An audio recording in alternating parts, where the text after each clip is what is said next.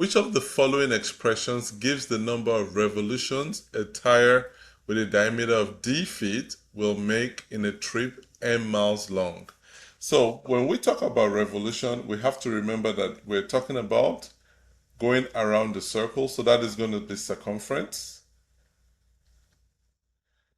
So for a circle, the circumference is going to be 2 pi r or pi multiplied by diameter.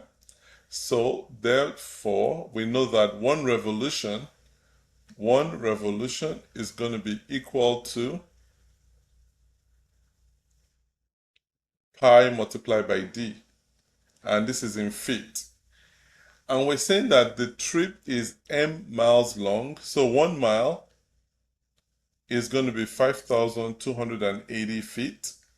So m miles is going to be 5,280 m. So that is the distance that is going to be traveled. This is one revolution. So for us to get the number of revolutions is going to be number of miles divided by the length of a revolution, which is going to be 5,280 m divided by pi d. So that is going to be our answer. Let's go to the next